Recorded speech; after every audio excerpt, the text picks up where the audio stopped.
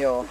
Tossahan se, se on vähän semmonen, ehkä vielä pikkutyttö voi sanoa sillä lailla vähän just, että se kysyy hirveän helposti sulta, niin kuin, että mitähän tässä nyt saisi tehdä ja näin. Ja sitten niin sen ratkaisut on semmosia, sehän on kauhean kiltti koira, että se ei osaa olla häijykää täällä missään tilanteessa. Että se oli sitten semmoisia, että vähän mä voin jotain yrittää, mutta niin enemmän mä olen mieluummin kaveri teidän kanssa tehdä jotain tämmöstä juttua, kun niin ei sillä semmosia aggressiivisuusreaktioita ollut eikä mitään tällaisia täällä matkan varrella. Mutta katsotaan nyt mitä tänne pöytäkirjaan laitettiin. Eli toimintakyky on ensimmäinen kohta, erikoiskokeet tuo meidän kelkka ja sitten toi pimeä huone. Ja koko testin ajan katsotaan sitä, että miten itsenäisesti se näitä ongelmia ratkoo ja mielellään vielä reippaalla järkevällä tavalla, mutta kaikki tekeminenhän on niinku toimintakykyä, mutta se paras ideaaliratkaisu on aina se semmoinen rohkea reipas ratkaisu, mutta pakokin on toimintaa.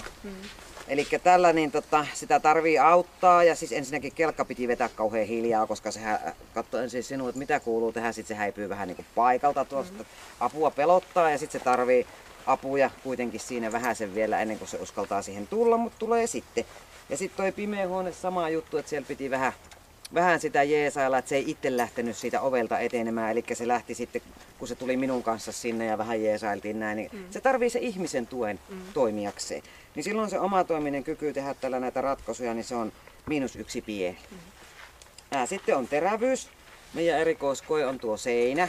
No, se pari kertaa tulee vähän totisemmaksi miettiä, että ehkä tässä pitäisi jotain sanoa, mutta ei sano mitään. Niin silloin se on +1 tää terävyys ja sitten tässä on tämä pieni ja ilman jäljelle jäävää hyökkäysalue. Se on tosi kiva ihmisten kanssa joka tilanteessa. Et mulla ei missään vaiheessa tullut niinku mielenkään, että voiko tuota koiraa koskea. Se on aivan suloinen, avoin, ystävällinen koira. Sama sitten se puolustushalu, niin sillä on siellä kanssa vähän niin kuin, että saanko mä tehdä näin? Ja sitten mä vähän jotain yritän, mutta se jää hyvin vaatimattomaksi. Ei siinä semmoista kiukkusta sävyä ole, niin silloin voidaan sanoa, että sillä on pieni halu puolustaa. Vähän silloin joku ajatus kuuluisi tehdä jotain, mutta sitten sen enempää se kyvyt ei riitä siinä kohtaa.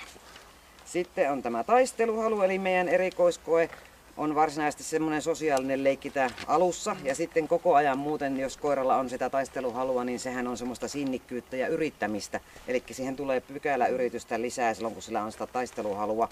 Ja semmoiset koirat yleensä vetää vähän enemmän remmissä ja joka paikassa muuallakin, millä on sitä taisteluhalua. Et se on semmoista sinnikkyyttä ja nauttii siitä, että on vähän vastusta ja voi vähän niin kuin tsempata. Joo, se taistelee tässä ihan kohtuudella, eli se arvosana on +2 kohtuullinen, sen isommaksi se ei yllä. No se kaivoit siihen kuopan nyt. Aha! Tänne nyt juurrutti, niin mä teen pesään. Eli tosiaan se on semmoinen aika puhas kohtuullinen se sen taisteluhalu just, että se kyllä se siitä tykkää ja nauttii ja näin, mutta ja auttaa sitä täällä liikkumaan jonkun verran, käyttää sitä myös vähän muuallakin. Hermot, miten kuormittuu testin aikana. Tällä ei mitään varsinaista erikoiskoetta ole, vaan sehän näkyy koko testin ajan, että miten se...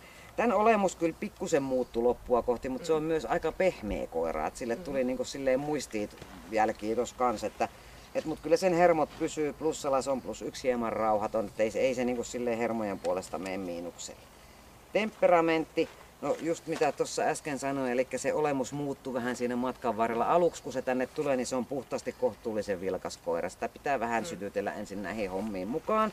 Ja sen jälkeen niin se lähtee ihan mukavasti, mutta mikään sähikäinen se ei ole. Mutta sitten kun sille tuli sitä painetta ja rupesi vähän olemaan sitä pehmeyden muistijälkiä, niin sittenhän se onkin ihan hemmetin nopea häipymään johonkin suuntaan. Mutta puhtaasti se on temperamentiltaan +2 kohtuullisen vilkas. Se on semmoista myös sitä sopeutumiskykyä. Se temperamentti ja semmoista keskittymistä. Kovuus, eli mainitsinkin tuossa jo, että sillä on hyvä muisti, eli se on pehmeä, -2. Se muistaa ihan älyttömän hyvin, mitä täällä jossain on tapahtunut. Se, että jos tuolla oli vähän kummallista, niin en halua ihan hirveän mielelläni uudelleen sinne. Luoksepäästävyys, se on hyvän tahtoinen luoksepäästävä avoin +3 kaikissa tilanteissa meidän kanssa. Ja sitten nuo laukaukset, niin sen verran se siinä reagoi, että se menee laukausalttiiksi, koska sehän oli ihan selkeästi, häntä meni alas ja se muuttui tosi huolestuneeksi sen toisen laukauksen jälkeen. Ei ollut enää kivaa, niin silloin se on tuo -1 täällä miinuspuolella laukausaltis.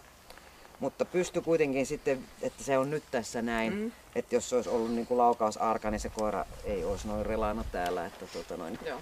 Niin, että kyllä siinä niitä reaktioita ja se varmasti myös osittain se laukauksiin reagoiminen selitti sitä, kun se myös sen tynnyrin kohdalla lähti niin kauheita vauhtia pinkumaan, että äänet on sille kyllä vähän kovempi juttu kuin nämä muut.